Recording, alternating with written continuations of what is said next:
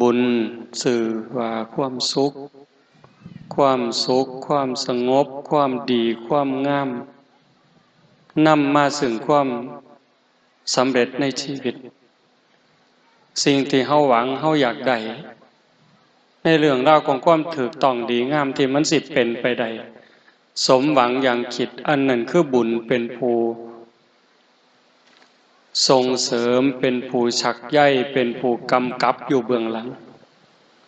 แต่พอโดนไปหลังจากเฮาได้ศึกษาได้ยินได้ฟังได้ประพฤติปฏิบัติได้ทำความเข้าใจก็ยกระดับจากงานบุญธรรมดามาเป็นงานศึกษางานเฮียนหูงานฝึกงานฝนงานอบรมบ่มจิตบ่มวิญญาณสูงขึ้นไปกว่านั้นเข้าใจหลายกว่านั้นงานจังสี่คืองานสิขูดเก่าเผาล้นถอดถอนกิเลสตัณหาความโกรธความหลง ความอิจฉาริษยาอาฆาตพยาบาทจองเว้นหน่อยเหนือต่ำใจที่มันเคยข่มเหงดวงจิตดวงใจนี้ให้มันอ่อนกำลังลงยกจิตที่มีภูมิศีลภูมิธรรมให้สูงกว่าอารมณ์ของโลกหลวงปู่ชาเพิ่นเว้าคำหนึ่งคนหลงโลกคือคนหลงอารมณ์คนหลงอารมณ์ก็คือคนหลงโลกกะแม่นอีหลีหลงหักหลงสร้างหลงดีใจหลงได้หลงมีนั่นก็คือคนหลงโลกติดอยู่ในโลกจมอยู่ในโลกจมอยู่ในวัฏสงสารถามว่ามันผิดอยู่มันก็บ่ผิดแต่ว่าพระพุทธเจ้าสอนให้เฮาย่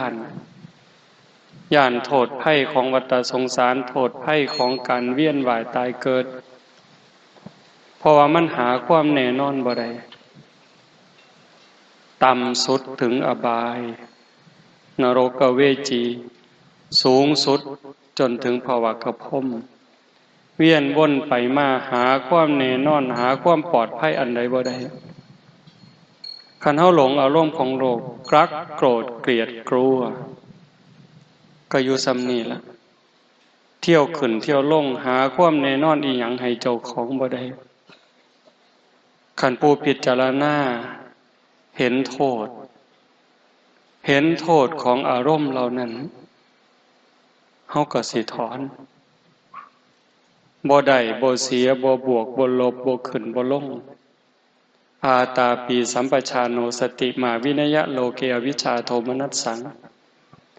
มีความเพียรมีสติมีสัมปชัญญะถอนความพอใจและความไม่พอใจในโลกออกเสียได้เป้าหมายสูงสุดไปพุ่นนะโยมแต่คันเฮาไปบ่ทันได้ตามความเข้าใจบ่ทันถึงก็อาศัยเป็นงานบุญมันก็บ่แม่นบ่ดีเด้มันก็ดีบักอย่างหลาย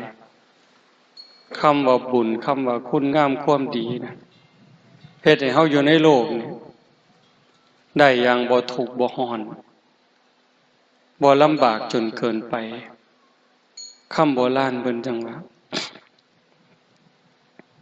คันสิเที่ยวทางเวิงให้หาห่มบังหัวคันสิเที่ยวทางไกล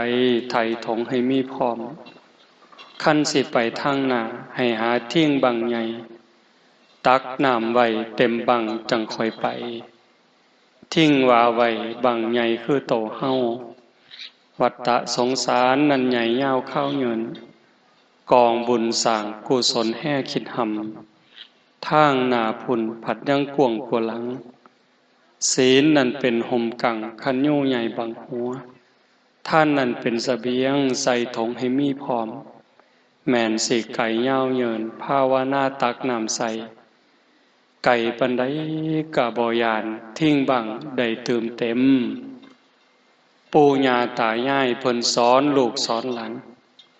เอาคำสอนของพระพุทธเจ้ามาเป็นกรอบเป็นคันลองเป็นแสงสว่าง หากเขายังหักการเวียนว่ายตายเกิดถึงว่าบ่ได้หักแต่มันสลัดบ่ออกมันไปบ่รอดพอมันถอดถอนกิเลสตัณหาออกบ่ได้ก็ขอให้อาศัยคุณทำความดีคันยังสิต้องเกิดต้องตาย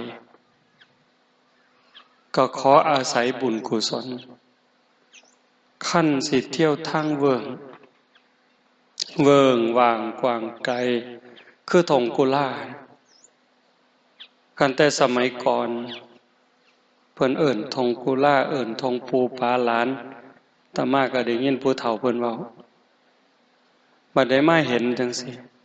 ก็พิจารณาคันบ่มีกกยูคาบ่มีกอไผ่บ่มีกกกฐินนรงค์มันก็คือสิเป็นเดินอย่างเดียวกันแต่สมัยก่อนคันเฮาสิเที่ยวทางเวิงว่างทางเดินกว้างไกลแบบนั้นบ่มีต้นไม้กลางทะเลทรายแต่ว่าเฮาต้องย่างเพื่อให้มันขวมจากฝากนี้ไปสู่ฝากนั้นมันสิร้อนปานใดมันสิทรมานปานใดอาจสิตายกลางทางก็ได้แต่ว่าการเตรียมตัวการเตรียมเนื้อเตรียมตัวสำหรับการสิเดินทางข้ามทะเลทรายข้ามทินที่เวิ้งว่างบ่มีต้นไม้บ่ฮู้ว่ามื้อใดสิก้าวข้ามสิผ่านพ้นไปได้การเตรียมตัวก็ต้องมีเทิงคันห่มคันยูเทิงห่อข้าวเทิงห่อน้ำแดดร้อนมากก็กั่งคันห่มขึ้นฝนตกมากก็กั่งคันห่มกันแดดกันฝนกันคันห่มกลางแดดร้อนบ่โยมร้อนคือกันแต่มันบ่ร้อนแห้งเพราะมันมีสิ่งกั้นสิ่งบรรเทาผ่อนหนักให้เป็นเบาฝนตกเปียกบ่กังขนมเปียกคือเก่าแต่มันบ่เปียกแห้งละอองฝนตัวมันสาดตัวมันปิวเข้ามาก็เปียกผ้าเปียกแพร่เปียกเนื้อเปียกตัวได้แต่ก็บ่โชกไปคือกับตากฝนโดยตรงนั่นคือมีคันห่มคันยูกันห่อข้าวห่อน้ำล่ะเมิดเหือเมิดแห้งอ่อนหลาหิวก็อาศัยไขห่อข้าวนั่นมากินแล้วก็ต้องมีกำลังเพิ่มขึ้นกระปรี้กระเป๋าขึ้นสดชื่นขึ้นย่างต่อไปได้ก็สิบ่ตายท่ามกลางทะเลทรายนั้นกลางทงกลางบานั้นน้ำล่ะมีคันห่มแล้วมีห่อข้าวแล้วขันบ่มีน้ำกลับไปบ่รอดคือเก่าอาศัยน้ำได้กินแก่กระหายจิบแก่กระหายกินข้าวแซ่บแล้วอิ่มแล้วก็ต้องกินน้ำเพราะสังขารร่างกายจะต้องเป็นไปโดยธาตุทั้งสี่ดินเติมดินน้ำเติมน้ำลมเติมลมไฟเติมไฟน้ำก็เป็นปัจจัยหนึ่งขาดอาหารอาจสิ3 มื้อ4 มื้อหรือเป็นเดือนจังตายแต่ว่าขาดน้ำล่ะ3 มื้อ5 มื้อก็หมดชีวิตลงคันเฮามีทั้งห่อข้าวมีทั้งคันยูมีทั้งกระบังน้ำเฮาก็สามารถสิไปรอดปลอดภัยข้ามทงข้ามทะเลทรายจากฝากนี้ไปสู่ฝากนั้นได้ปู่ย่าตายายเพิ่นถึงสอนลูกสอนหลานคันเฮายังสิต้องเวียนว่ายตายเกิดตัดกิเลสถอนตัณหาออกจากจิตจากใจบ่ได้ก็ขอให้ได้อาศัยการเก็บเกี่ยวสัมภารธรรมเก็บกรรมบุญกุศลสร้างที่เพิงให้กับดวงจิตดวงใจเพิ่นจึงบอกว่าคันสิเที่ยวทางเวิงให้หาห่มบังหัวห่มคือศีลคือความสำรวมระวังรักษากายวาจาใจนั้นให้มันมีความสงบเป็นปกติ ศีลเป็นอุบายออกจากการเบียดเบียนตนเองและผู้อื่นพ่อได้โยมขันโลกทั้งใบคนทั้งโลกนี่มีศีลสงครามบ่เกิดการเอารัดเอาเปรียบกดขี่ข่มเหงบ่เกิดการฉ้อโกงบ่เกิดโรคเครียดโรคประสาทโรควิตกกังวลสิหน่อยลงการฆ่าตัวตายสิบ่มีแม่นบ่แม่นอย่าท่านเสือโยมพิจารณาได้ดีปานใดคุณศีลคุณธรรมที่ลูกต้องเป็นกำพร้าก็ย้อนพ่อแม่บ่มีศีลน้องอ้ายได้ประกาศตัดพี่ตัดน้องบ่เผาผีกันก็ย้อนบ่มีศีลบ้านเมืองล่มจมเพราะเศรษฐกิจบ่ดีเศรษฐกิจบ่ดีก็ย้อนบ่มีศีลบ่มีธรรมนี่เด้เฮือนใกล้กันสั่งกันย่างสวนกันนำทางบ่ถามกันหน้าบูดหน้าเบี้ยวหันหน้าเขาคนละหัวนั่นก็ย้อนบ่มีศีลเด้ทุกข์ในโลกนี่แล้วก็บ่พอทุกข์ในโลกหน้าอีกคันบ่มีศีลเด้ทุกข์ในโลกหน้าคันบ่ผิดศีลเอาเป็นชาวบ้านก็ตามคันบ่มีศีลมันสิมีโทษหยังที่นำเฮาลงสู่อบายมีนรกเป็นต้นคือเฮาเบิ่งในรูปน้ำสาราวัดฆ่าสัตว์ตัดชีวิตก็สิถูกตัดแขนตัดขาตัดไส้ตัดหัวถูกเข็นถูกขาหลักของเขาก็สิถูกตัดไม้ตัดมืออีหยังก็ว่าไปนอกอกนอกใจสามีภรรยาก็ต้องได้ปีนกกนิ้วกกนิ้วน้ำมีหมาสิไล่คบไล่กินขึ้นไปถึงกับกาศพเล็กศพท่องยุดอยู่กลางๆในนิรยาบาลก็สิเอาหอกเอาแหลนเอาเหลาถิ่มแท่งก็ต้องพยายามปีนขึ้นไปกาสิซิกสิจิกสิกัดสิตอดก็ต้องถอยลงมาข้างล่างหมาก็สิกัดปีนขึ้นปีนลงอยู่จังซั่นมันสิแม่นบ่แม่นจริงบ่จริงเห็นซ้ำนั่นเฮาก็ย้านนั่นคันบ่ผิดศีลข้อ3เรื่องปีนต้นนิ้วมันก็บ่มีในความคิดคำว่าบาดระแวงคำว่ากลัวคำว่าย้านมันก็บ่มีในใจเฮาคันบ่ขีดตัวยุย่องให้คนผิดกันเว้าคำหยาบส่อเสียดเพ้อเจ้อใส่ร้ายป้ายสีเฮ็ดให้คนอื่นเสียหายเฮาก็บ่ต้องย้านที่ต้องถูกตัดลิ้นคันบ่ดื่มเสพเครื่องดองของเมาเฮาก็บ่ต้องย้านเอาครีมเหล็กคีบปากแล้วก็บวยตักน้ำทองแดงกอกปากเฮาก็บ่ต้องคิดย้านถึงปากเว้าว่าบ่เชื่อแต่ว่าใจนี่ส่วนลึกๆมันก็หวาดระแวงอยู่เด้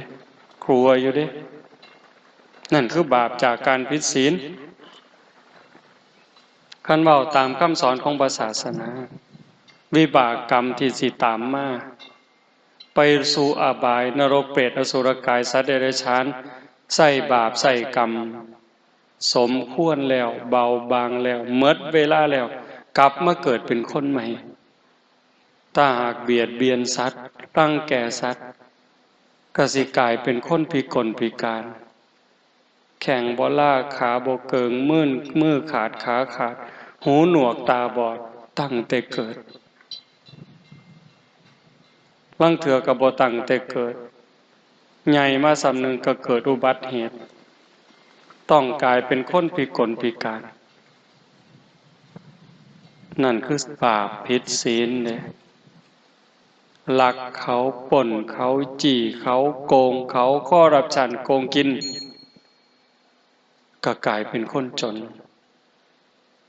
โกงได้เป็นร้อยล้านพันล้านหมื่นล้านแสนล้านแต่ก็อยู่บ่เป็นสุข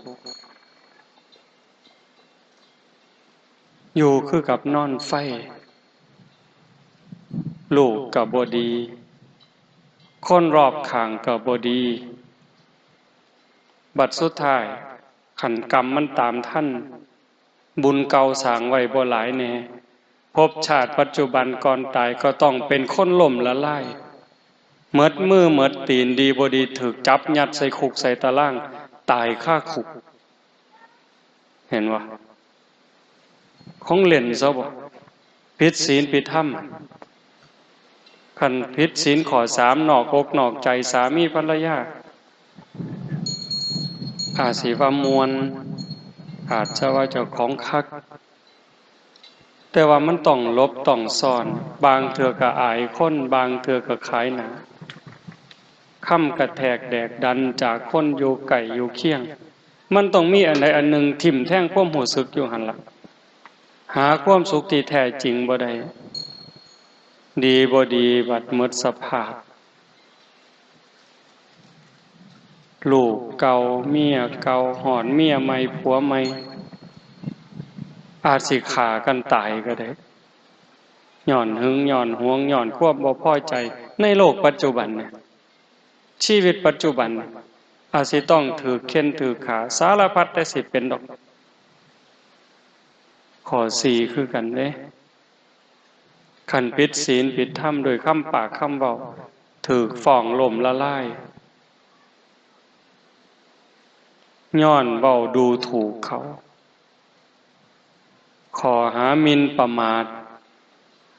ดีบ่ดีก็ถือเขาฆ่าตายย้อนเว้าครับเว้าบ่เป็นศีลบ่เป็นธรรมขัดจิตขัดใจกันเห็นบ่ย้อนดื่มเสพเครื่องดองของเมาก็จังเกิดอุบัติเหตุเจ้าของเจ็บเองป่วยเองพิการเองดีบ่ดีก็ถึงตายลูกกำพร้าเกิดปีหนึ่งจักพันคนจักหมื่นคนโยมบ่ย้อนเหล้าคันเว้าก็ว่าเหล้ากินก็สิเป็นหยังบ่ได้เอาเงินยาคูมาซื้อตัวเว้าคือได้เด้บ่ได้เอาเงินครูบามาซื้อกำนันห้ามบ่ได้เอาเงินกำนันมาซื้อได้เพิ่นว่าเฮาก็แม่นแล้วแต่ว่าเจ้าคิดเบิ่งบ่ยามสงกรานต์ยามปีใหม่โยมว่าตายหลายปานใดส่วนใหญ่ก็เมาแล้วขับปีวังหนึ่งวังปีใหม่เนี่ยเขาว่าจับเลยว่าแต่เมายึดรถไปพร้อมด่าเขาอีกต่างหากเด้เพิ่นย้านเพิ่นบ่เฮ็ดผิดศีลย้านบ่บาปคักโยมคิดว่าลูกกำพร้าย้อนจากพ่อแม่เมาแล้วขับรถไปเกิดอุบัติเหตุปีหนึ่งมันจักพันจักหมื่นคนพิการย้อนอุบัติเหตุจากการดื่มกินเครื่องดองของเมาตายก็มีพิการก็มีลูกกำพร้าเกิดขึ้นปีหนึ่งเท่าใดทรัพย์สินสมบัติลดล่ามาสร้างคิดเป็นค่าเสียหายปีหนึ่งจักแสนล้านบางเถื่อคนดีเป็นคนสำคัญของแผ่นดินมีคุณมีค่ามีคุณประโยชน์บ่ฮู้เรื่องฮู้ราวอีหยังเลยขี่รถมาดีๆแต่คนเมาแวะไปต่ำเอาซื่อๆโทษมันบ่แม่นน้อยๆเด้สิว่าเว้าเล่นซั่นบ่ก็ย้อนจังซั่นปู่ย่าตายายเพิ่นจึงบอกว่าให้มีศีลนั่นเป็นห่มกังคันยูใหญ่บังหัวคันเฮามีศีลเป็นที่รักประพฤติตามศีลปฏิบัติตามธรรมอยู่ในโลกนี้โทษทุกอย่างเว้ามาก็สิบ่เกิดคันถ้าทุกคนในโลกมีศีลทุกอย่างว่ามาสิบ่มีจากการพิกลพิการยากจนลำบากนอกอกนอกใจสามีภรรยาต้องลบต้องซ่อนต้องขายหน้าขายตาลูกไปทางแม่ไปทางพ่อไปทางปัญหาของสังคมก็สิลดลงเห็นอยู่ตัว การแตกร้าวสามัคคียุยงให้เป็นฝักเป็นฝ่ายคือประเทศไทยวาง3-4-5 ปีที่ผ่านมามันก็สิบ่เกิดคันเว้าแต่ความจริงใจมีแต่ความปรารถนาดีต่อกันบ่ใส่ร้ายบ่ป้ายสีความหักความแพงมันหักดีเอาแท้แต่ว่าเนื่องจากบ่มีศีลเห็นแก่ประโยชน์ส่วนตัวแก่หมู่แก่พวกแก่พ้องก็เลยทำลายศีลทำลายธรรมสีเลนะสุขติงยันติความสุขสงบร่มเย็นเลยบ่เกิดสีเลนะโภคสัมปทาทรัพย์สมบัติโภคะเลยบ่มีหมดโลกนี่เถียงที่ละเถียงพระพุทธเจ้าเถียงที่ละเถียงพระธรรมครอบผู้ใดก็ว่าผู้ใดคักผู้ใดก็ว่าผู้ใดแน่บ่งึดบ่งอกันสุดท้ายก็ว่าเดือดร้อนทั้งโลกเห็นบ่เพิ่นจังสอนให้มีศีลมีธรรมเป็นเครื่องป้องกันภัยบุญเป็นเครื่องชำระบาปศีลนี่ป้องกันบ่ให้มีบาปล้างบาปป้องกันบาปเกิดมาชาติใหม่ก็สวยก็งามรูปร่างดีสวดทรงดีผิวพรรณดีสติปัญญาเฉลียวฉลาดทุกสิ่งทุกอย่างศีลเป็นเครื่องดลบันดาลเป็นเหตุเป็นปัจจัยให้สิ่งเหล่านั้นมันเกิดมันมีร่างกายดีสวดทรงดีโรคภัยไข้เจ็บหน่อยอายุยืนเห็นบ่ศีลนั่นเป็นห่มกั่งคันยูใหญ่บังหัวสิเกิดอีกจักภพจักชาติก็สิเป็นหยังคันเฮามีศีลมีธรรมได้สร้างบุญเอาไว้เกิดมาชาติใดก็งามขึ้นกว่าเก่าดีขึ้นกว่าเก่าสุขภาพแข็งแรงกว่าเก่าเพราะว่ามีห่มกั่งคือเฮาย่างผ่านแดดผ่านเดินผ่านทะเลทรายมีคันห่มกันแดดอยู่แต่มันก็ผ่อนหนักเป็นเบาเกิดมามันถูกอยู่คนงามก็ถูกคนรวยก็ถูกแม่นบ่ทุกข์แบบเขาเอิ้นว่าทุกข์แต่ว่าทุกข์ประจำสังขารล่ะก็คือมื้อนี้หนาวนี่ผู้ใดม่วนบัดเอาคนงามก็หนาวคือกันเนาะคนสุขภาพแข็งแรงก็หนาวคือกันอยู่ยากคือกันสิว่าจังได๋บ่แม่นสิหนาวแต่คนขี้ร้ายเด้คือกันหมดเธอสิได้อยู่แต่ได้กินแต่ละมื้อโยมบ่ง่ายซั่นบ่โดยเฉพาะโยมไม่ออกหนาวปานใดก็ต้องตื่นมาหนาวปานใดก็ต้องเอามือเช้าเข้ามาใส่หวดได้เจ้าโอ้ยมันหนาวบ่เอามือเช้าดอกสิว่าซั่นบ่มันสิบ่ล้างหน้าพุ่นบ่หนาวก็ต้องเอามือจุ่มน้ำล้างหน้าคือเก่าต้องล้างหน้าแปรงฟันเข้าห้องน้ำห้องท่าเฮ็ดอยู่เฮ็ดกินเลี้ยงลูกเลี้ยงผัวแม่นสิดีปานใดงดงามปานใดก็ต้องเฮ็ดนั่นมันคือการบริหารชีวิตเกิดมาแล้วมันสิดีสิงามก็ต้องเจ็บต้องไข้ต้องพัดภาคจากสิ่งหักสิ่งแพงบางเรื่องบางอย่างประสบกับสิ่งที่เฮาบ่พอใจในบางเรื่องบางอย่างเฮามีความหวังมีความปรารถนาเกิดขึ้นหวังปรับความผิดหวังก็รอคอยอยากปรับทุกข์ก็เกิดเห็นบ่แต่ว่ามันก็ดีกว่าคนที่เกิดมาทุกข์เกิดมาลำบากพิกลพิการโรคภัยไข้เจ็บรุมเร้าจังว่ามันหนีบ่พ้นมันต้องเวียนว่ายตายเกิดปู่ย่าตายายเพิ่นจังสอนศีลนั่นเป็นห่มกั่งคันยูใหญ่บังหัวท่านนั่นเป็นเสบียงใส่ถุงให้มีพร้อมเสบียงคือภาระสัมภาระห่อข้าวห่อน้ำสำหรับการเดินทางมันสิย่างผ่านแดดผ่านเดินผ่านทะเลทรายอันเบิ่งว่างแต่คันเฮามีห่อข้าวอ่อนล้าอ่อนแห้งนั่งลงไขห่อข้าวกินก็มีเหือมีแห้งไปได้ คนที่ทำบุญให้ทานหูจักแบ่งหูจักปันให้ปรับก็มีความสุขได้แม่นบ่แม่นโยมก็หูได้ใส่บาตรหน้าบ้านหน้าเฮือนได้ใส่ข้าวเป่าข้าวในดอกซื่อๆก็สำบายใจคุณธรรมขอนี่มันเกิดนี่คนบางคน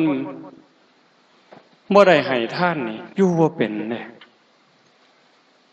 บ่ได้ใส่บาตรบ่ได้จังหันคือมันขาดอันใดอันหนึ่งชีวิตเป็นบ่สมบูรณ์ในมื้อนั้นก็แม่นได้ให้ได้แบ่งได้ปันสำบายใจเป็นจังสันอีหลีในปัจจุบันมันก็ส่งผลจังซี่แต่คันเว้าถึงการเวียนว่ายผู้ใดให้ทานอานิสงส์ของการให้ทานสิเฮ็ดให้เป็นผู้ร่ำผู้รวยมีโภคทรัพย์มีสมบัติคนพาลไม่ให้ทานเพราะกลัวยากจน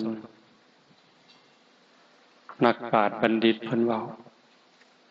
คนพาลคือคนโง่คนหลงคนไม่เข้าใจบ่ยอมให้ทานบ่ยอมแบ่งปันย้อนย่านเจ้าของทุกข์ย่านเจ้าของหมดย่านเจ้าของบ่มีคนพาลไม่ให้ทานเพราะกลัวยากจนแต่บัณฑิตชนกลัวยากจนจึงขนขวายในการให้ทานบัณฑิตคือผู้หูผู้มีปัญญาย่านเจ้าของทุกข์เจ้าของยากบ่มีอยู่บ่มีกินก็จังพากันเฮ็ดบุญให้ท่านคือญาติโยมทั้งหลายเนี่ยเฮามาทำบุญนี่บ่แม่นย่านพ่อแม่บ่ได้กินได้บ่แม่นย่านพระบ่ได้ฉันจังหันเด้เฮามาเฮ็ดให้เจ้าของเฮ็ดปั๊บสำบายใจปั๊บมีความสุขใจปั๊บยังอ่านไปข้างหน้าชาติหน้าภพหน้าเกิดชาติใหม่สิได้มีอยู่มีกินสิบ่ทุกข์บ่ยากเคยได้ยินอยู่ตัวพระอนุรุทธะไปเล่น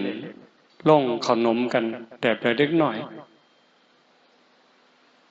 ขนมแสบๆไปเล่นมาได้ก็สู่หมู่บ่ได้ก็ต้องเอาขนมให้หมู่บ่ได้กินแล้วว่าขนมมันแสบมันเจ้าของได้ซิมเบิ่งก็เลยมาขอแม่ต่อว่าแม่ขอกินขนมก็ย้อนจังสันเพิ่นก็เลยอธิษฐานไว้ตั้งแต่อดีตชาตินั่นดอกเกิดชาติใดพบใดคำว่าบ่มีอย่าให้เกิดขึ้นอย่าให้มีกับผู้ขาคำว่าบ่มีอยู่บ่มีกินอย่าให้เกิดขึ้นจักเถื่ออย่าให้ได้ยินคำว่าบ่มีนี่บัดสุดท้ายไปเล่นแผ่หมู่สู่หมู่บ่ได้มาเอาขนมแม่บ่มีขนมให้เรายื่นหมอเป่านี่ให้บัดไปเปิดออกมันก็มีขนมทุกเที่ยวบุญเด้อหั่นคนที่เขาห่างเขามีเขาร่ำเขารวยนั่นคือเขาได้ทำบุญให้ทานไว้ก่อนเฮาได้เป็นซ้ำเฮาพ่อมีอยู่มีกินก็เกิดจากการได้ทำบุญได้ให้ทานได้แบ่งได้ปันดีบ่ดีมันเกิดในภพชาติปัจจุบันนี้เด้อโยมแต่มาว่าเคยเว้าสู่ฟังล่ะก็เฮาได้ทำบุญในสถานที่ที่คนมีธรรมสิเป็นพระสงฆ์องค์เน้นเป็นญาติเป็นโยมก็ตามสถานที่ที่อบรมธรรมปฏิบัติธรรมคือบ่องจังสี่โน่นโพ้นท่องเนี่ยสงฆ์องค์เน้นพอขาวแม่ขาวได้มาร่วมกันฝึกหัดขัดเกลาจิตใจตนเองเฮาได้นำข้าวน้ำสามปลาโภชนาอาหารที่เกิดจากหยาดเหงื่อแรงงานแม้นมันสิหน่อยนิดก็ตามแต่มันเป็นของชอบธรรมได้มาแล้วโดยธรรมน้อมบูชาแต่พระรัตนตรัยถวายพระสงฆ์หมู่ใหญ่อุบาสกอุบาสิกาผู้มีศีลให้ด้วยความศรัทธาให้ด้วยความเคารพให้ถือการถือเวลาให้ด้วยจิตหวังอนุเคราะห์แล้วก็ให้ด้วยการบ่ได้เบียดเบียนผลมันเกิดความสุขใจความอิ่มใจมันมีเด้โยมเห็นอยู่แล้วได้ให้คนได้แบ่งปันเฮามีความสุขยิ่งให้คนที่เฮาฮักให้คนที่เฮาศรัทธามันเกิดความเอิบอิ่ม เรื่องทรัพย์สมบัติที่มันสิตอบสนองย้อนมานั่นตามากระเสือพอเฮาได้ให้ปั๊บเคยบอกให้ฟังบางเทื่อไปทำบุญในสถานที่ที่มีครูบาอาจารย์พระสงฆ์องค์เน้นเพิ่นประพฤติปฏิบัติทำบุญ 2,000 กลับมาหอดวัดมีคนเอาเงินถาถวายเป็นแสน200,000ออกดอกบ่กุ่มมือสตางค์ละบาทให้สตางค์หนึ่งได้มาบาทหนึ่งป่านนั้นเด้แต่มันก็ยังมีหลายกว่านั้นคันบอกให้ฟังเดี๋ยวโยมสิอยากได้นำเลยบ่เว้า มันเห็นอีหลีเหรอโยม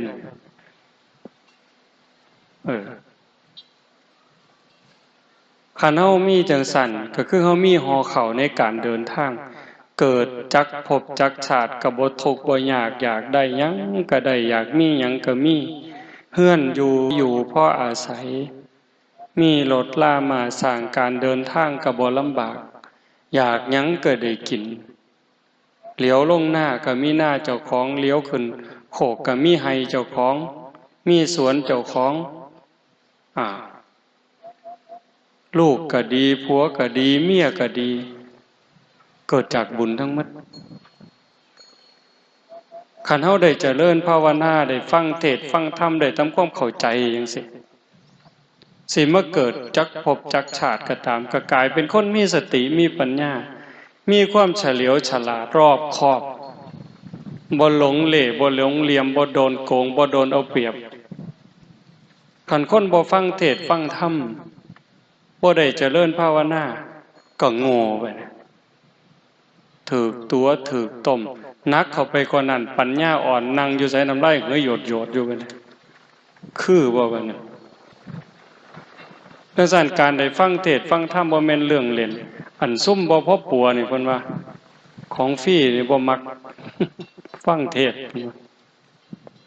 บ่มักของฟรีฟังเทศน์กับฉีดยาวัคซีนที่แท้การฟังเทศน์นี่เฮ็ดให้เกิดปัญญา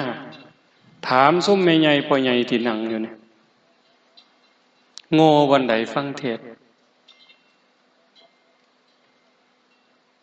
ขันเทศทำคำสอนของพระพุทธเจ้าเด้เว้าเรื่องราวของชีวิตเรื่องความเป็นจริงเกิดแก่เจ็บตายทั้งที่เรื่องเฮาฮู้เด้เกิดแก่เจ็บตายเนี่ยเกิดเป็นทุกข์จังใดแก่เป็นทุกข์จังใดเจ็บเป็นทุกข์จังใดตายเป็นทุกข์จังใดเกิดทางร่างกายเป็นทุกข์จังสี่เกิดทางสังขารทางความคิดทางความรู้สึกอุปาทานน่ะทุกข์อีกแบบใดคันเฮาเข้าใจจังซั่นแม่นสิเจ็บสิไข้ล้มหมอนนอนเสื่อแต่ว่าใจสำบายใจบ่กังวลฮอดเวลาคนที่เฮาหักเฮาแพงสามีก็ตามภรรยาก็ตามลูกหลานพ่อแม่ล่วงลับจากไปแล้วเฮาบ่ถูกฟูมฟ้ายน้ำตาจนกระทั่งขาดสติสัมปชัญญะก็บ่เกิดกับคนได้ฟังธรรมได้ทำใจไว้ก่อนธรรมเนี่ยเป็นเครื่องนำออกจากทุกข์ได้ธรรมะคือความจริงธรรมะคือความถูกต้องธรรมะคือธรรมชาติธรรมะคือหน้าที่ธรรมะสูงสุดเป็นเครื่องนำออกจากทุกข์โยมไม่ออกเฮานี่ผู้ปฏิบัติธรรมอยู่สามีจากไปขันบ่มีธรรมเป็นจังไดเข้มแข็งปานใดเจ็บไข้ได้ป่วยขันบ่มีธรรมสิเข้มแข็งส่ำใดกายป่วยใจป่วยบ่พอตายก็ตายเด้แต่ว่าคันจิตใจเข้มแข็งล่ะอาจจะมีน้ำหูน้ำตาเป็นเรื่องธรรมดาพระอริยเจ้าระดับโสดาบันก็ห้องไห้พระอานนท์ก็ห้องไห้นายสุทัศน์ก็ห้องไห้นางวิสาขาก็ห้องไห้จนผมเปียกคือว่าแต่ว่าหูท่านถอนจิตถอนใจท่านบ่ฮักจนเป็นบ้าโยมก็เห็นบ่คนฮักจนเป็นบ้า บ้าสำใดบ้าจนตายผู้สาวนอกใจก็ฆ่าตัวตายเอาผู้บ่าวนอกใจก็ฆ่าตัวตายเอาบ้าสำใดบ้าจนตายเลยสร้างแล้วบัดนี้สร้างก็สร้างจนตายคือกันแค้นจนตายก็อักเลือดตายมันบ่พอดีแต่ขันมีปัญญาปั๊บเป็นเรื่องธรรมดาดอกเกิดขึ้นตั้งอยู่ดับไปมีความเปลี่ยนแปลงเป็นธรรมดาบ่มีอีหยังสิเป็นของเฮาที่ยั่งยืนถาวรเมื่อวานอาตมากลับมาจากสกลมาพักเทศน์อยู่ยโสพระเพิ่นก็มาเว้าเรื่องนั่นเรื่องนี้สู่ฟังเรื่องหมู่กันซึกเว้าไปเว้ามาก็บ่เป็นตาอยู่ห้วยเฮาบ่ได้ส่วนหมอนั่นมาเกิดได้ล่ะเว้ยว่าเกิดมาแล้วก็บ่ได้ส่วนหมอนั่นมาบวชนำกันเด้บวชแล้วก็บ่ได้ห้ามหมอนั่นศึกได้ล่ะเพราะฉะนั้นก็แล้วแต่สิไปแต่ยุ่งยากหยังแห้งเด้อเอาจังซั่นบ่เอาจังซั่นเด้อเว้ยก็เข้าใจดีล่ะคันใส่ธรรมะเข้ามาปลอบประโลมใจก็เห็นว่าทุกสิ่งทุกอย่างบ่มีอีหยังเที่ยงแท้เกิดขึ้นแล้วก็ตั้งอยู่ดับไปทุกข์ก็บ่เที่ยงสุขก็บ่เที่ยงได้ก็บ่เที่ยงเสียก็บ่เที่ยงสมหวังก็บ่เที่ยงเสียใจก็บ่เที่ยงคันมันเที่ยงแท้แน่นอนนี่ห้วยผัวตายเมียตายพ่อตายแม่ตายห้องไห้มันสิบ่5 ปีก็ยังห้องไห้อยู่คือเก่านี่มันเฮ็ดจังได๋เนาะก็เห็นสภาพความเป็นจริงจังซี่ว่าหมู่บ้านเนี่ยแต่มาคิดจากหัวจักมันคิดจังได๋ดอกหมู่กันมากล่าวแล้วก็ยับมาไกลๆเบิ่งห้อยบ่ยับไปนะเพิ่นว่าสิเป็นหยังเด้อนี่ห้อยยับมาเบิ่งบ่ยับดอกเป็นหยังอาตมาก็เทิงเว้าเทิงหัวก็บ่เคยคิดแบบนั้นบ่เคยเว้าแนวนี้นะยับมาเบิ่งไกลๆเพิ่นก็บ่ยับมาดอกโดนเติบนั่งเศร้ามีแห้งอาตมาก็เลยย่างอ้อมไปทางหลังเลี้ยวเบิ่งหัวโอ้โหหัวงอกแล้วเว้ยว่าเฒ่าโยมคิดหลายอยู่เด้ไปอยู่พม่าบ่ได้โกนผมเลยเห็นผมงอกเจ้าของก็เลยสิเบิ่งหมู่ผู้ใดไปนำกันหลายแน่แล้ว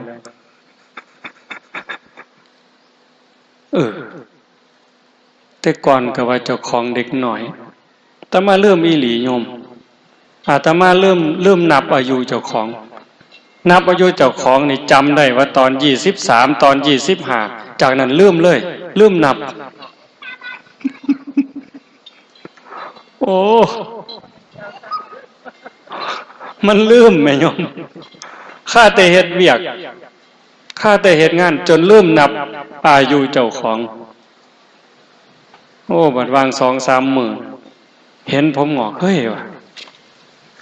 ผมงอกนี่โตอายุจักปีแล้วเว้ยมันนับเบิ่งว่ามันเป็นปู่คนแล้วตัวมันเป็นพ่อใหญ่แล้วเด้นี่โอ้มันแม่นแนวหาวแล้วเด้อโตเด้อว่ะต้องเฝ้าเตรียมเนื้อเตรียมตัวแล้วบอกแต่โยมได้ว่าสิเหลือเวลาอีกจักมื้อจักวันจักเดือนจักปีแต่ว่าเจ้าของเพิ่นลืมนับเห็นบ่นั่นก็บ่เที่ยงสังขารร่างกายก็เปลี่ยนแปลงอยู่ตลอดคันเฮาได้ฟังธรรมจี้จุดให้เฮาได้เบิ่งความเป็นจริงของสังขารของชีวิตของร่างกายของโลกของธรรมอยู่บ่อยๆการปลงจิตปลงใจว่างจิตว่างใจให้ยอมรับความเป็นจริงก็ยอมเกิดขึ้นเฒ่าก็มีคุณค่าเฒ่าก็มีความสุขร่างกายอ่อนล้าร่างกายเฒ่าแก่แต่จิตใจหนุ่มกระชุ่มกระชวยย้อนศีลย้อนธรรมแม้กระทั่งล่มหมอนนอนเสื่ออยู่ในโรงพยาบาลป่วยแต่กายหากจิตใจมีธรรมยิ้มแย้มแจ่มใสรักษาโรคภัยไข้เจ็บหายได้ แต่มายกตัวอย่างหลายคนล่ะโยมเคยได้ยินนะหลวงพ่อปัญญานันทมุนีเจ้าอาวาสวัดชลประทานเป็นมะเร็งลำไส้หมอเขาขีดเส้นตายบ่เกินมิถุนายน2553มื้อนี้หลวงพ่อแข็งแรงหมอซุมมาหลวงพ่อสิตายหลายคนมื้อนี้แข็งแรงทำการทำงานได้ปกติไปงานนิมนต์ได้ตลอดนั่นคือเพิ่นรักษาใจนักซ้ำใดโยมว่าบอกภาษาเฮานี่เอาถงขี่ถงเหงียวออกมาไว้นอกท้อง3 ปีใส่เนี่ยออกมาไว้ทั้งนอกใส่ถงไว้ทั้งนอกเนี่ยวางปี56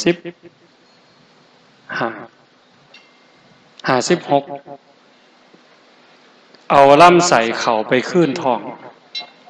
ผ่าตัดเอาใส่ยัดลงขึ้นเฮ็ดคือเฮ็ดเหรียญนี่เลยติดเชื้อห้ามเยี่ยมบ่มีผู้ใดเข้าเยี่ยมได้อยู่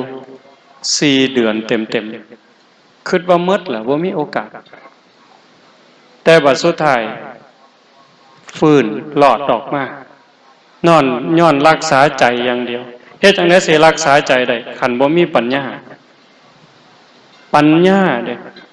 ปัญญาสิเกิดมาจากหยังก็เกิดจากการได้เจริญภาวนาได้ฟังเทศน์ฟังธรรมได้ทำความเข้าใจงานอบรมธรรมปฏิบัติธรรมที่โน่นพ้นท่องเฮาเนี่ยจึงเป็นงานที่ครบวงจรทั้งทานทั้งศีลทั้งภาวนาคันจะเว้าถึงบุญนี่มันเต็มที่อยู่แล้วเต็มที่บ่เว้าเล่นเด้โยมคอยคิดคอยอ่านคอยทบคอยทวนทุกคนที่มีส่วนร่วมได้บุญบ่น้อยลองเบิ่งว่าในขณะที่โลกมันห่อนมันห้นคนเอารัดเอาเปรียบบ่มีระเบียบวินัยบ่เคารพกฎหมายบ้านเมืองบ่เคารพกติกาสังคมบ่เคารพศีลบ่เคารพธรรมลูกบ่เชื่อฟังพ่อแม่ลูกศิษย์บ่เชื่อฟังครูบาอาจารย์บ้านเมืองบ่ฟังผู้นำคนดีคนมีศีลมีธรรมนี่กลายเป็นตัวตลกเป็นบ่แถวนี่คนดีมีศีลมีธรรมกลายเป็นตัวตลกกลายเป็นคนบ่มีค่ากลายเป็นคนโง่หั่นนี่แต่ว่าคนเกเรคนพาลเป็นบุคคลดีได้หน้าได้ตาได้ถูกยกย่องได้รับเสียงสรรเสริญมียศมีบริวารขอให้รวยขอให้ซื้อเหล้าสู่กินนั่นล่ะคนดีแต่ว่าคันเป็นแบบนั้นทั้งหมดบ่อนใดล่ะสิอยู่ใดแผ่นดินห่อนคือไฟคนดีต่างหากคนมีศีลมีธรรมคือพ่อใหญ่แม่ใหญ่ญาติโยมเฮาทั้งหลายคันคือเฮาอยู่กันจังซี่มันสิเดือดร้อนบ่ข่มเหงกันบ่เอารัดเอาเปรียบกันบ่ซุมหมู่นี่ย่านบาปนี่แม้แต่คิดบ่ดีบ่งามโอ้ยมันสิบาปเพิ่นย่านหอยความคิดเจ้าของเด้ย่านมันเป็นบาปเพิ่นคิดบ่ถูกบ่ดีคำเว้าคำจาเว้าบ่ถูกแน่พลาดแน่โอ้ยย่านบาปคันเว้าถึงครูบาอาจารย์ก็ต้องขอขมาลาโทษการกระทำทางกายกับพ่อกับแม่กับพี่กับน้องคันมันบ่ถูกต้องก็ย่านบาปต้องไปกราบขอขมาได้เล่าสู่เพิ่นฟังได้สารภาพผิดคันจิตใจคนทั้งหลายเป็นแบบนี้แล้วโยมว่าหมดโลกเนี่ยบ่ว่าสินับถือพุทธคริสต์อิสลามพราหมณ์ศิกคันจิตใจคนในโลกเป็นแบบนี้สงครามมีบ่ได้ปัญหาระหว่างประเทศมีบ่ได้นั่นคืออานุภาพของศีลของธรรมธรรมะคำสั่งสอนพระพุทธเจ้าหากเป็นจังซี่ปู่ย่าตายายเพิ่นจังว่าโตภาวนาคือบังน้ำบังทิ้งหอดห่มจิกยังสิได้สวยหลัง หอดห่มหั่งยังสิได้สวยหนาหอดห่มว่ายังสิได้อาบกินได้จิบแก่กะหายขันคนมีปัญญาแม่นสิเกิดมามันสิทุกข์สิยากลำบากลำบนปานใดก็เอาตัวรอดแก้ปัญหาเฉพาะหน้าไปได้ปลดเปลื้องภาระของชีวิตไปได้งานศีลงานธรรมอาตมาจึงบอกว่า1ละเป็นงานบุญ2เป็นงานศึกษาหลักธรรมคำสอนของพระพุทธองค์ได้ทำความเข้าใจได้ฝึกหัดพัฒนาสูงสุดเป็นการยกระดับดวงจิตวิญญาณให้พ้นไปจากกองทุกข์กองกิเลสมันบ่แม่นเป็นไปบ่ได้เด้อโยมมื้อนี้วันที่6กุมภาพันธ์2559บ่แม่นว่าการประพฤติปฏิบัติสิบ่มีผลธรรมะเป็นอากาลิโกปฏิบัติได้ให้ผลได้ไม่จำกัดการเอหิปัสสิโกเป็นสิ่งที่เรียกให้มาดูท้าพิสูจน์สันทิฏฐิโกผู้ศึกษาและปฏิบัติจะพึงเห็นได้ด้วยตนเองแม่ขาวพอขาวผู้บาอาจารย์ผู้ได้มานั่งเจริญสมาธิภาวนาได้เดินจงกรมได้หู้จักรสชาติอยู่คันเฮามีสติในอารมณ์ปัจจุบันยกขึ้นย่างไปเหยียบลงมีสติอยู่ที่เท้าซ้ายขวาซ้ายขวาหรือนั่งเบิ่งลมหายใจเข้าออกมีสติสัมปชัญญะเห็นลมหายใจเข้าลมหายใจออกชัดเจนเนี่ยจิตเฮาสลัดอารมณ์ตัดอดีตตัดอนาคตบ่หักบ่สั่งจิตเป็นอิสระอยู่กับเนื้อกับตัวนั่นคือจิตพุทธะเฮาสิเฮ็ดตัวนี้ให้หลายได้จังได๋ตื่มได้จังได๋คันจิตที่สลัดหักสั่งถอนรักหักชังออกจากจิตจากใจได้นั่นคือจิตอิสระนั่นคือจิตพุทธะหักบ่มีสร้างบ่มีกลัวบ่มีเกลียดบ่มีอิจฉาริษยาบ่มียะถาวิมุตตังจิตตังปัจจเวคติพึงพิจารณาตามจิตที่หลุดพ้นมันมีอยู่หมดสู่คนเพิ่นเอิ้นว่านิพพานหน่อยนิพพานชิมลองนิพพานชั่วขณะนิพพานตัวอย่างมันมีอยู่ในใจขันบ่เฮ็ดบ่ทำบ่ปฏิบัติจอดบ่ต้องแจวบ่มีทางหูแต่บ่ได้ซิมเข้าใจอยู่ตัวหูแต่บ่ได้ซิมจักหน่อยสิกินข้าวแตงพระเขามานี่เอาเบิ่งแกงนี่เป็นตาแซ่บอ้อมนี่เป็นตาแซ่บเป็นตานัวคักเหลียวเบิ่งด้วยตานี่ก็ว่ามันคักแล้วเว้ยแต่บ่ทันมาแตะลิ้นนี่มันบ่ทันได้ซิมจากการได้หำเฮียนได้ศึกษาได้ทำความเข้าใจกับคักเติบแต่ว่าคันได้ซิมล่ะได้ลงมือสู่การประพฤติปฏิบัติโยมมาจากทางบ้านคือกันยืดตัวตรงๆให้นั่งลองมึงยืดตัวตรงๆหลับตาเบาๆหายใจเข้ายาวๆลึกๆหายใจเข้ารู้หายใจออกรู้มีสติวางไว้ที่จุดลมกระทบผู้บางคนอยู่ในหูดังผู้บางคนอยู่ปลายๆมองง่วงดังเนี่ยผู้บางคนอยู่ซ่านดังผู้บางคนอยู่ริมฝีปากแล้วแต่คนเพราะว่าลักษณะของดังของปากบ่คือกันหายใจเข้ามันกระทบมันสิเย็นนิดนึงเอาสติไว้หันแปะไว้หันจอบอยู่หันหายใจเข้าเย็นนิดนึงหายใจออกอุ่นน้อยนึงคันเอาเห็นจังสี่ชัดเจนขันมันเด่นมันชัดสติมันกล้า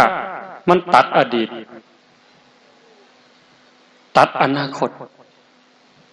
หักบ่มีสร้างบ่มีย่านบ่มีกลัวบ่มีน้อยใจเสียใจบ่มีเห็นแค่มองล้มเข่าล้มออกชัดเจนปุ๊บนั่นจิตได้พักจิตได้พักโยมเฮาพักแต่กายเฮ็ดเวียกเมื่อยก็ว่านั่งเศร้ามีแห้งนั่งโดนก็ว่านอนเศร้ามีแห้งนั่นคือพักผ่อนทั้งร่างกายแต่ว่าใจเจ้าให้มันพักเถื่อนอนหันมือกายหน้าผากโอ้ยอันนั้นน้ออันนี้น้อผู้นั้นน้อผู้นี้น้อโดนเติบหายใจไง พลิกตึบไปอีกครั้งนึงคิดอีกใจสิขาดอีหลีอีหลอมันพลิกไปอีกครั้งนึงเมื่อคืนยังแจ้งนอนบ่หลับนั่งกินข้าวอยู่กับแกงปลาฮ้อนๆแกงไก่ใส่ใบบักขามใส่หัวสีไข่ใส่คาอ่อนหอมห่วยๆสดแซ่บแต่ลิ้นแต่ว่าใจคิดห่วยอย่าคืนน้ำลายแม่ล่ะมันเป็นตะสดปวดไปเนาะคือใหญ่แกงไก่บ้านอายทวนแล้วบางมีตั้งหน่วยบักขามอ่อนใบบักโกดก็มีสิไข่ก็มีคาก็มีแซ่บคักแล้วเว้ยว่ะแต่ว่าใจคิดมันสิกลืนลงบ่ล่ะนั่นคือจิตมันบ่ได้พักรู้โตนมันบ่บ้ากับใจนี่บ้าได้โยมใจเป็นใหญ่ใจเป็นประธานทุกอย่างอยู่ที่ใจสำเร็จที่ใจบ้ากับใจเป็นบ้าบ่แม่นโตเป็นบ้าเด้อ่านมาบอกพี่บ้าต้องขออภัยเด้อเฮ้ยพี่บ้ามันบ่ได้ด่าคนเด้นั่นบ่ได้ด่าร่างกายเด้แต่ว่าคนบ่ฮู้เรื่องก็ว่าแต่บ่ด่าเอาโตมันนั่นเด้แต่ว่าจริงๆน่ะใจมันเป็นบ้าใจมันสุขใจมันทุกข์ใจมันร้อนใจมันเย็นใจมันดีใจมันหายคันว่าใจดีแล้วเพิงได้โอ้ยพ่อใหญ่นั่นเราปากให้ซื่อๆดอกหน้าเราให้ซื่อๆแต่ว่าใจเราดีเป็นจังได๋บัดนี้ไผญาตินั้นว่าใจดีบ่มีผู้ใดญาติแน่นแต่ว่าโอ้ยอีนายอันนั้นเบิ่งหน้าเบิ่งตาเบิ่งรูปเบิ่งร่างงามปานนางฟ้าแต่ว่าใจดำแม่ใหญ่คันเขาว่าเจ้าใจดำแล้วเจ้าสิว่าเป็นจังได๋บัดนี้งามซื่อๆดอกแต่ว่าใจดำหมดสภาพเลยบัดนี้บ่มีผู้ใดอยากใกล้ใจให้ขี้อิจฉาใจหมดเลยเฮ็ดจังได๋สิมันได้พักได้ผ่อนนะงานนี่คืองานพักผ่อนจิตพักผ่อนใจพักผ่อนวิญญาณมันจึงเป็นบุญว่าเว้าบางนึงหั่นทุกคนเพราะว่าพ่อครัวแม่ครัวลูกเต้าเราหลานเลิกโรงเรียนมาหันพักหัน